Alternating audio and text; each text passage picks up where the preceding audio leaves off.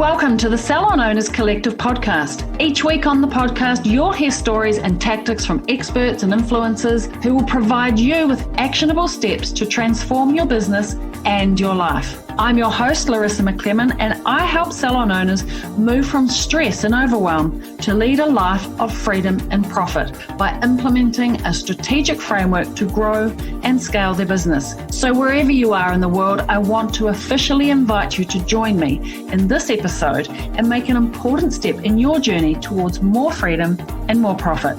Business ownership can be super lonely. And the reality is that your business can feel like it is your entire life. You are your business. And without it, well, who would you be anyway? Often you spend more hours in the day in your business than the hours that you spend with your partner, your family, your children, or your friends. And whilst this never is the intention, you feel like it's just what has to happen to ensure everything gets done. You know, putting out the team fires, the admin jobs, booking clients, marketing, cleaning. Well, actually, the list goes on. So who else is going to do it like you can, right?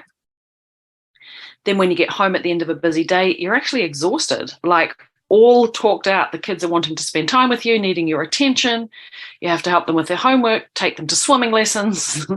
But if you're anything like me, you can't switch off, stop thinking about the salon, or worse, you actually feel guilty spending time away from your business.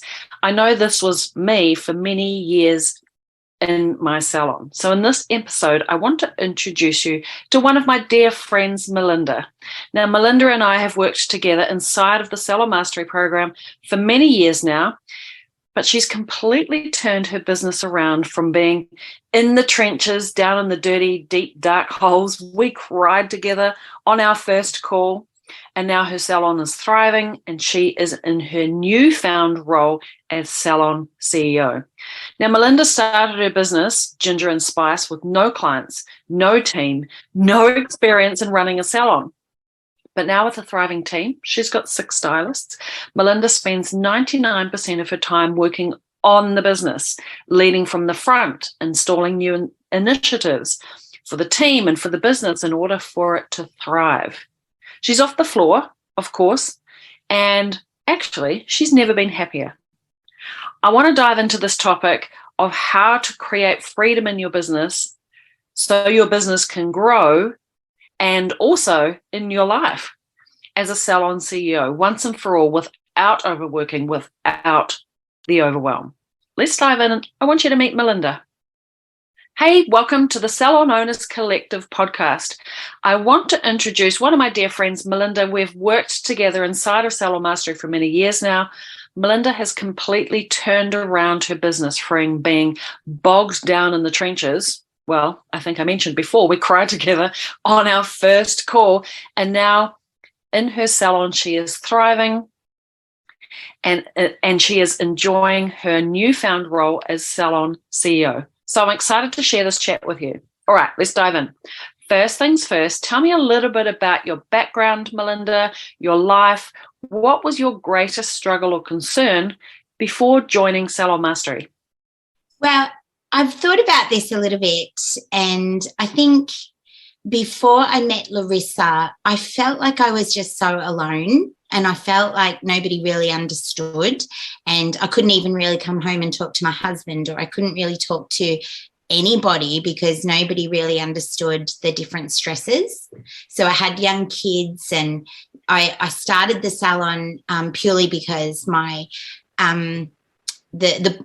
kids were little, and my husband was a pilot, and nobody was hiring pilots. So I need to open a salon because that's all I know.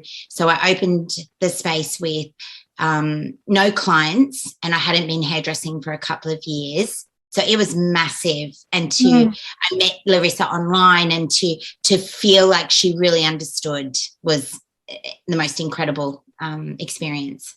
I felt like whatever I was going through, she'd been through it before, and she could say to me from a higher perspective, like, you know, and not only be there with me in the trenches when something was happening in my business, but she also showed me how to make sure that didn't happen again, or how to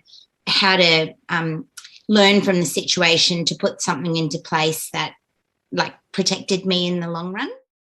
Okay, amazing. I often felt the same in the earlier days of my salon.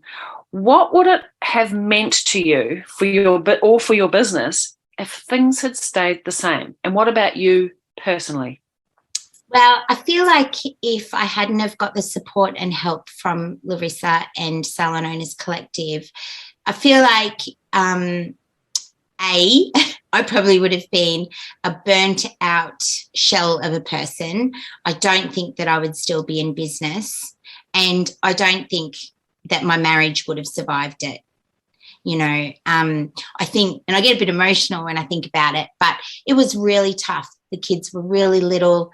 It was a really tough time. Dave, my husband, had no concept of like how hard it was. And I don't think that our marriage would have survived it. And now, at the moment, we are the best we have ever been. The business is the best it's ever been. The cat's coming. I'm not on the floor anymore, because before I was working 40 hours on the floor, plus doing all the management side of it and the kids and running a household, and my body just gave up. Like I've had bursitis in both hips and both shoulders. I can't have any more cortisone, and now I feel happier and healthier than I ever have before, and my business is doing better. Yeah, and I never thought that. To me, when we start a business, you intrinsically think that you have to work hard and not say no to anybody and just like really like thrash yourself. And that's what I did. I just client after client, I'd get people in, and I wouldn't say no. And I guess through this experience with Salon Owners Collective, I learned that's not going to help anyone, because I'm not steering the ship. I was just so into my clients. I couldn't train anyone. I couldn't solve any bigger issues. I was just, that's all I could do, and it just wore me into the ground. So I really don't think my business or my marriage would have survived without the help that I've been given. Well, if nothing changes, right? I see many, many salon owners at this exact same point. I was there too once.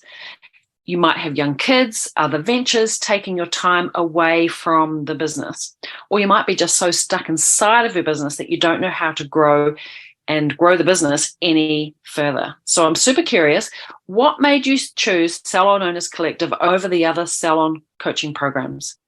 So it's a funny little start, me with Salon Owners Collective. I won. Larissa did a post. I'd followed her online, and it was when Salon Owners Collective had first started, and my business was sort of just starting. And I won something. I commented on something and won something.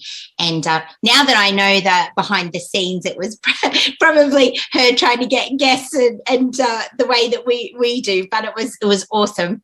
And we met, and I was really attracted to the strong female women helping each other, because hairdressing can be, and it's one of the things that I don't enjoy about the hair industry, is that women can be like, oh, she's doing very successful, like, and they just are horrible, like tall poppy syndrome, and don't, or nasty, and then, or won't talk to other people because they think they're so good. And I was really attracted to that, strong females encouraging each other. Like, that to me is incredible. It's an incredible, powerful tool. And whether it's just Larissa or other people, when you're on calls, other salon owners, I've made friendships, with other salon owners. And it's not just Larissa, it's the whole thing. I think that then flows into the salons as well. So it's not just like we take that back into our little microbiome of our salon and encourage that behavior as well. And sometimes I'm talking and I think, oh my God, that's Larissa. Like in my mind, it's coming out. I think that's one of the strengths of the program and Larissa, is that she has these, work harder, not smarter, like the mantras and the things that, she says, that it's repeated And that's why it just becomes second nature. Whenever I'm doing things, I think, does this benefit me? Or does, I'm thinking like how she thinks now, or how she or how any of the trainers talk and think about things. Hey, I just wanted to pop in to tell you something. Don't worry, we're going to get back to this awesome episode in just a second. Now, if this sounds like you, listen up. You have a team. You love your team, but you're sick of wondering why and wishing your team would make their sales targets. You want them to be smashing sales because it shows that they're actually looking after their clients really well. Like, imagine if you could have a way to make more from the clients that you already have, increase sales without spending more on advertising. Well, it's totally possible, and I want to help you. And I want to help you do it with ease, in a classy way. No hard and dirty sales tricks here. Ways to serve your clients, make more, because everybody wins. The team, the client, and of course, you, the business owner. Now, if you want to find out more, just DM me and let's chat. I'll make a plan for you. I'm also going to leave a link for you on the show notes of this episode. All right, let's get back to the episode. Because a lot of people listen to this podcast and they may or may not know about our 9-part plan that we use inside of Salon Mastery, I would love for you to give a little insight from your perspective as the business owner. Can you share which 3 strategy steps inside of our program have had the biggest impact on you and your salon? I had 3 standout things. So I implemented last year, it was a big rock and I took a long time to do it. And it was the Do I Get a Pay Rise system. And I have it all itemized level by level. I've got a beautiful Canva printout. I can send it to my girls. They know where they start. They know their structure and the flow and the system of how to make more money. I do the videos every week. So a Loom video of how they went the week before, what we can work on. And that has single-handedly been the biggest thing for my business, I think. The second, I've really enjoyed the social media and the marketing side of it. So I have a plan with my social media, the hot, cold, warm phase of the client, which I sort of, probably because I haven't grown up with social media, it was really good for me to learn that side of it. And then the third part was the CEO dash with the knowing my numbers. And realizing that 1% can make such a difference in the overall business and the profit. So, and even I've just changed accountants, and he was blown away with the CEO dash stuff I was showing him, and he was just like, wow, this is incredible. And it's the first time I didn't realize that you had accountants that were like, one type of accountant was the accountant that would just be like, you're compliant. But then the other type of accountant was like helping you actually create a better business and helping you do the salon better. And he's one of these accountants. So I think that as well has really helped my business too. Yeah. And it was really funny, we've just changed to L'Oreal recently with my colour. And I know the business guy. Anyway, so we had a little meeting before our business meeting, right? And he said to me, now, I just wondered if you'd be able to get some figures for me. It'll probably be really tricky for you to be able to find, but I just need to know, like, what's your average dollar ticket and what's your, a few normal KPIs. And I just got my laptop and I was like, right, well, my average ticket for the last 12 weeks has been this. And he was like, holy moly. Like, when he looked at the KPI system and what we track every week and what I know about all my staff, he was blown away. And he just said, Melinda, you could teach some salon owners a thing. He said, I'm not sure whether I can really help. So that was, I thought, a really big win for salon owners. Melinda, you've come such a long way with your numbers. So speaking of numbers, let's talk sales just for a little bit. I would love to know, what were your sales figures like before Salon Owners Collective, Salon Mastery, versus what they are now? I have over doubled my takings and I am 99% off the floor. I'm going to get to my $1 million salon. I really am. Like, now that is my goal. So we've gone from, I think, maybe even only 3 years ago, I used to aim for 8,000 a week. Then I really wanted 10, and then I wanted to consistently get 12, and we're now at 16,000 every week with the same or less staff and me not on the floor. And is this because you're having more staff producing income rather than you producing it yourself? Do you have new or different products and services that have been introduced and a higher average client spend, or is it something else? Yeah, so I think the number one thing that I've taken away from Salon, well, another really important thing that I've taken away from Salon Owners Collective is the tiered pricing.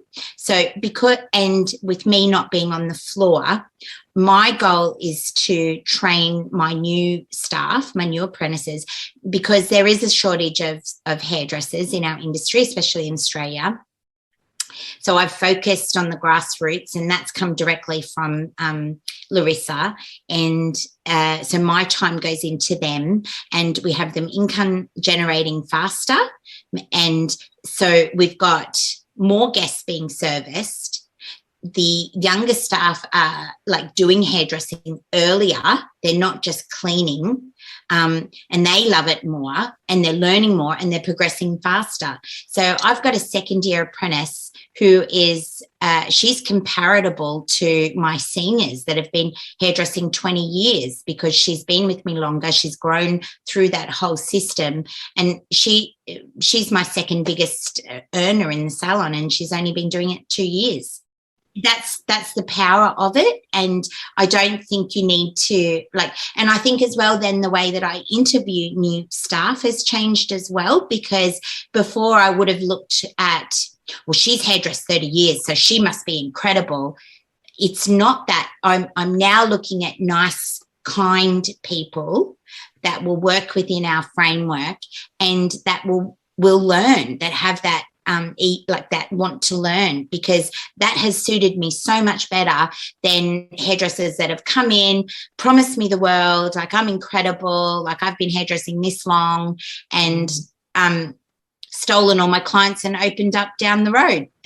And then wouldn't retail, wouldn't rebook, and would try to discount everybody at the reception, So I think I just would never employ anybody like that again. And the way that Larissa has taught me how to do it is the right path for us.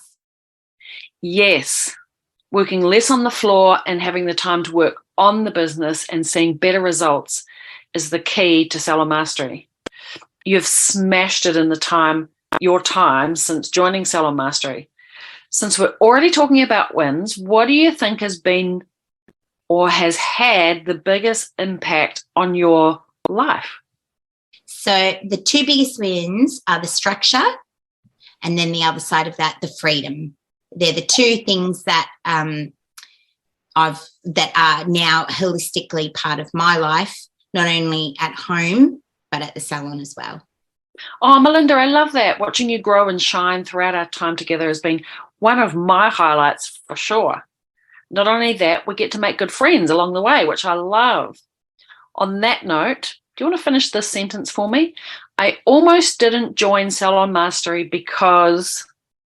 Maybe the only reason that I would have thought right back in the beginning that I wouldn't have joined was because of the money. I think when you're struggling so much with your business, it's really easy to fall in the trap of feeling like it's just another bill. I think if I had have gone down the path of that mentality, then I may not have joined.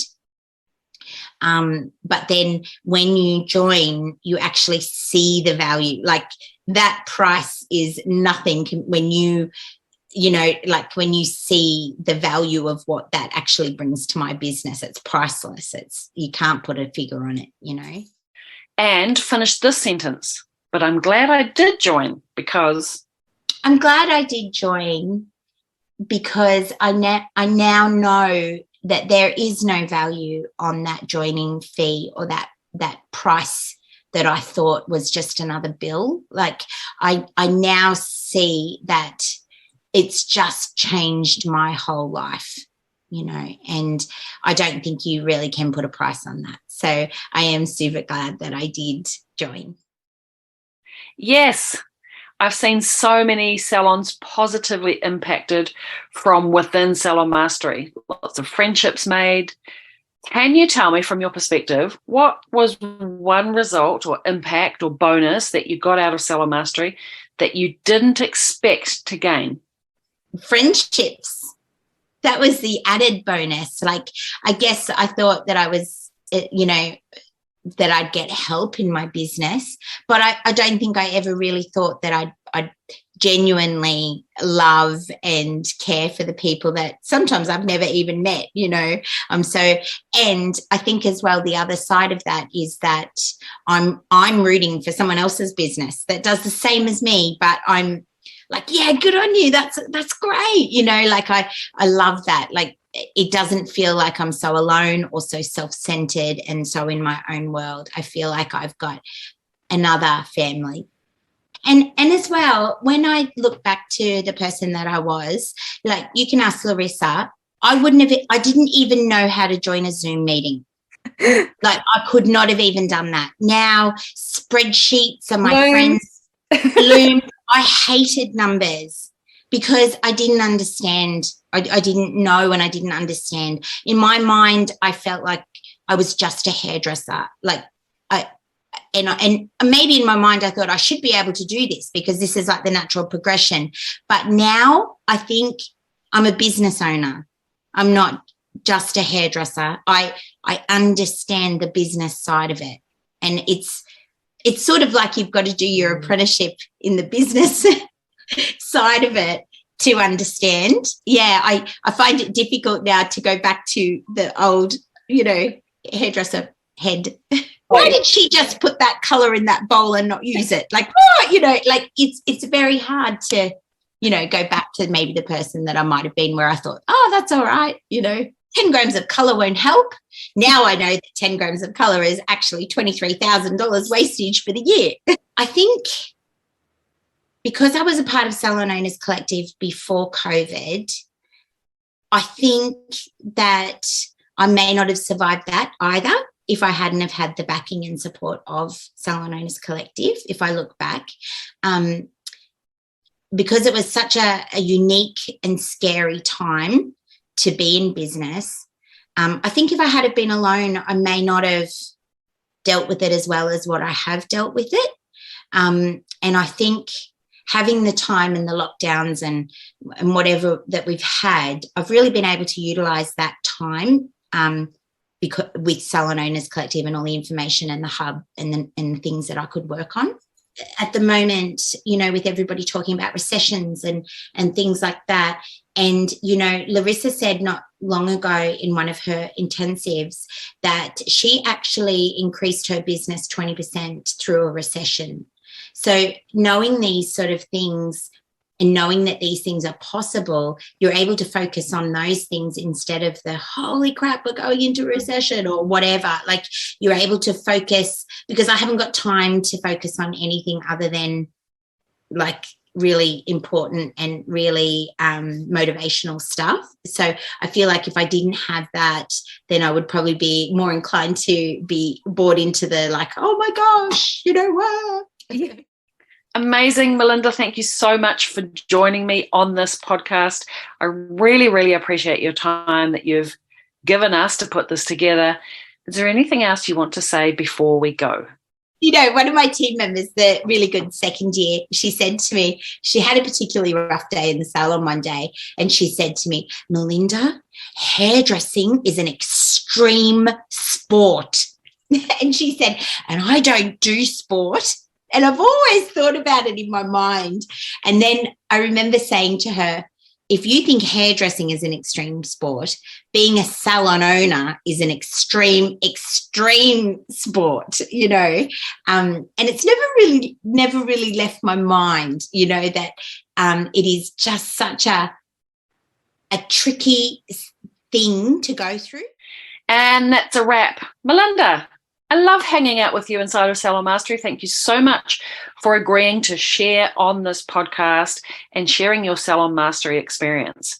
Now, if you're listening and you've listened to the end of this podcast and you're thinking, yes, everything that Melinda's been through is kind of like where I'm at, and I resonate with what she's saying, whether it's juggling or balancing between motherhood and business ownership and learning how to implement strategies that keep your team and your business thriving, well, maybe we should chat. I'm looking to work with 5 salon owners at the beginning of 2023 to go from living in overwhelm and stress into living their true potential as a salon master and a salon CEO. Now, if this sounds like you, all you need to do is click the Apply Now button in the show notes of this very episode and let's chat. Let's see if Salon Mastery is the right fit for you. I look forward to connecting with you again, same time, same place, on the next episode of the Salon Owners Collective podcast. Ciao for now. Thanks for joining me on another episode of the podcast. Tune in every week as I reveal the latest insights and advice on what it takes to truly master your inner salon CEO and master your salon success. Subscribe to the Salon Owners Collective podcast on iTunes or Spotify, or visit us online at www.salonownerscollective.com. But make sure to join me in my Facebook group for answers to common questions and much, much more. Thanks for listening, and I look forward to tuning in with you again next week.